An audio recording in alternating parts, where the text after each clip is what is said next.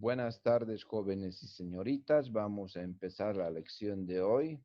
La lección de hoy se llama Los antecedentes de la guerra del Chaco y el conflicto armado que sostuvo nuestro país con el hermano país de Paraguay. La guerra del Chaco se va a producir entre 1932 y 1935 como resultado de una disputa territorial del Chaco Boreal, ¿no? Este territorio está en el sur de nuestro país, en la frontera con Paraguay, entre Bolivia y Paraguay.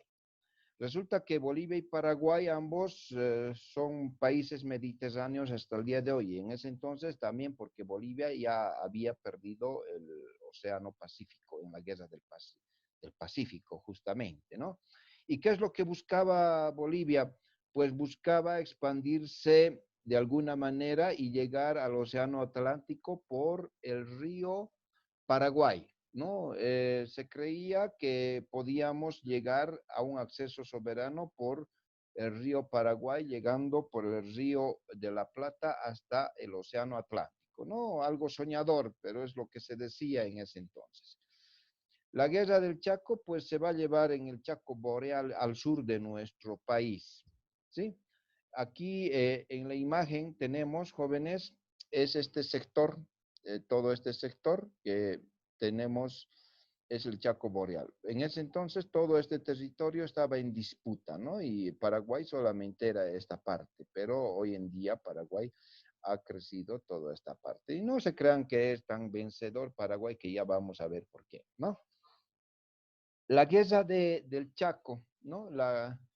La guerra del Chaco, jóvenes, se va a creer que en el lugar existían grandes reservas de petróleo, ¿no? Se creía que todo el Chaco Boreal estaba lleno de petróleo. Paraguay, pues, defiende su territorio con un ferviente sentimiento patriótico, ¿no? Como cualquier otro país, ¿sí? En ese tiempo, ni Bolivia o Paraguay intentaron colonizar el Chaco. Era una tierra deshabitada porque era muy seco y además es muy seco y caliente, ¿no? Y está muy aislado, ¿no? Y además carece también de agua.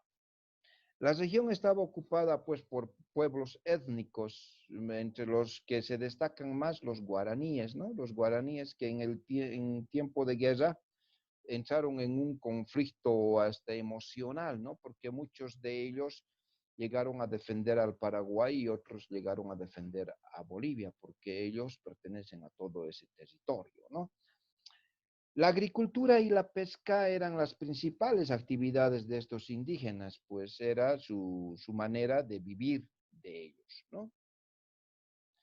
Ya anteriormente, muchos años antes, en 1928, se van a desatar conflictos armados entre Bolivia y Paraguay, ya debido a que ambos países no tenían acceso al mar. El apoderarse del río Paraguay era vital, era muy importante para ellos, ¿no? Al menos para la idiosincrasia de entonces, ¿sí? Paraguay tenía acceso y tiene acceso al Atlántico a través de este río hoy en día, ¿no? No tiene un acceso soberano, pero tiene un acceso gracias al territorio argentino. Si aquí ven en el mapa, ustedes van a ver que el río Paraguay se va a juntar con el río de la Plata y va a llegar hasta el océano Atlántico, ¿no? De esa manera es que ellos tienen de alguna manera una salida no soberana, pero una salida al mar, ¿no? En 1883, después de la Guerra del Pacífico, cuando se firma la paz de la Guerra del Pacífico entre Chile y Perú, ¿sí? Bolivia pierde, ¿no?, el acceso soberano definitivamente al mar y está aislado del mundo. Eso quiere decir, somos un país mediterráneo. Si ustedes se fijan aquí en nuestro mapa, no tenemos un acceso al mar al igual que Paraguay. Son los únicos dos países en Sudamérica que no tienen acceso al mar, ¿ya? La guerra del Chaco tuvo, pues, se dio porque se creía que existía grandes yacimientos de petróleo y estaba impulsada por dos grandes transnacionales, sí, hasta hoy poderosas, por si acaso, ¿no? La Standard Oil, sí, y la Shell. La Standard Oil que es británica o inglesa, que estaba en territorio paraguayo, y la Shell norteamericana, que estaba en territorio nacional, ¿no? Son las dos empresas que van a iniciar este conflicto porque nuevamente reitero, se creía que el territorio tenía grandes reservas de petróleo, ¿no? Cosa de que se ha comprobado que no es así, todo el Chaco no tiene petróleo. Por otra parte, la mala administración gubernamental de los republicanos, ¿no? Recuerden que antes estaban los liberales, ¿recuerdan? A inicios del siglo XX y entraron posteriormente los republicanos. Estos señores ingresan en crisis, llegan a tener grandes conflictos y para tapar esa crisis, ¿sí?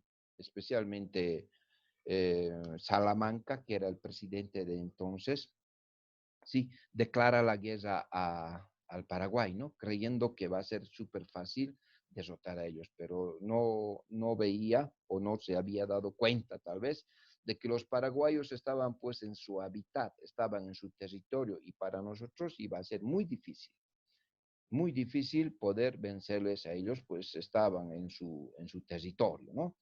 Las primeras acciones se van a dar en el fortín entre la frontera de Paraguay y Bolivia. Ese fortín se llama Fortín Vanguardia, ¿no? Es el primer acontecimiento de esta guerra, ¿no? La guerra se divide en 4 etapas, ¿sí? 2 etapas está en este cuadro y las otras 2 etapas están en otro cuadro que después lo vamos a ir viendo, ya de a poco. La primera etapa se da entre junio y diciembre de 1932, cuando empieza la guerra del Chaco, ¿no?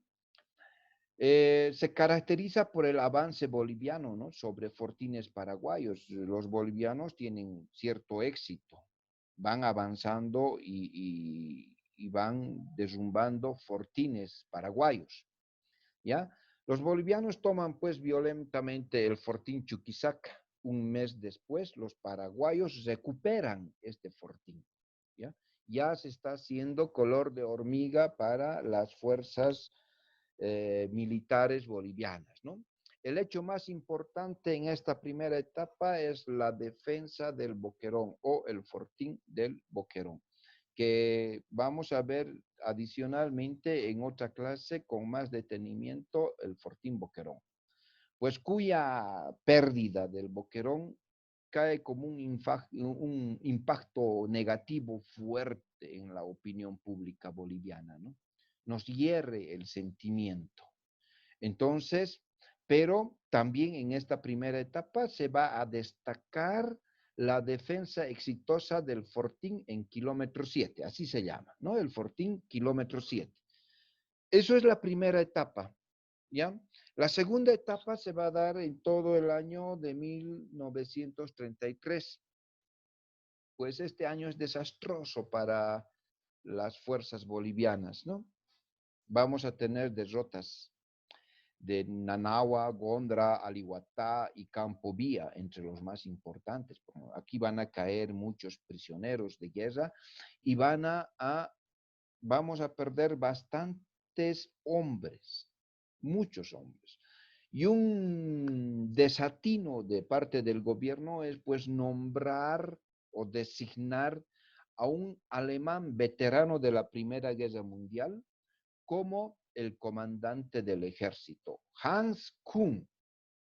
Este señor, que había luchado con Alemania en la Primera Guerra Mundial, le traen y es un total despropósito porque no hace las cosas bien, pues estaba descontextualizado totalmente, ni siquiera sabía hablar bien el castellano. Imagínate, en ese entonces los mayores combatientes eran quechuas y aymaras. Castellano casi no hablaban. Estamos hablando de 1932, 33. La mayor población de nuestro país eran quechua parlantes o aymara parlantes, la mayor parte de ellos, ¿sí? Y que venga un alemán, pues un total despropósito, ¿no? De 77,000 hombres que teníamos en el ejército, se rebaja a 15,000 hombres. Perdemos una gran cantidad, bien muertos o bien hechos prisioneros. La mayor parte de ellos muertos, obviamente, ¿sí? El alemán es sustituido y el general Enrique Peñaranda toma el mando del ejército boliviano. Ahora vamos a ver la tercera y cuarta etapa de la Guerra del Chaco. ¿Ya? La tercera etapa se va a dar todo lo que es en el año 1934. Los paraguayos aún tienen la ventaja, aún siguen teniendo victorias y avanzan hasta Villamontes, proximidades de Villamontes. Se habían apoderado de gran parte del territorio de Santa Cruz y de Tarija. Bolivia estaba en un momento crítico, ¿sí? Toman Picuibá y el Carmen, toman también las tropas, pero hay un repunte, ¿no? Un repunte de las tropas bolivianas donde vencemos en la cañada Stronger, ¿no? Hay una película incluso que les invito a ver, ¿sí? Eh, Stronger es una verdadera historia de los jugadores del club de Stronger que van a ir a defender. Obviamente no van a ser todos, ¿no? Pero se toma eh, como pauta, como ejemplo para ver, ¿no?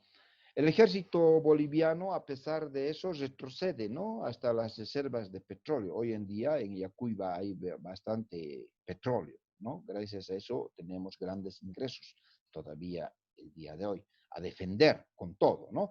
Peñaranda, pues, se parapetar quiere decir, se va a proteger y va a armar una especie de trampa para todos los paraguayos. Logra movilizar 55,000 hombres. Los oficiales en esta tercera etapa se rebelan, ¿no? Contra el presidente Daniel Salamanca en Villamontes, en el famoso Corralito de Villamontes. Y deja de ser presidente Daniel Salamanca. ¿Sí? La cuarta etapa es de enero a julio de 1935, hasta la finalización de la Guerra del Chaco. Esta parte yo creo que es la más importante para nuestro país y además es la que podría ser la que pueda definir.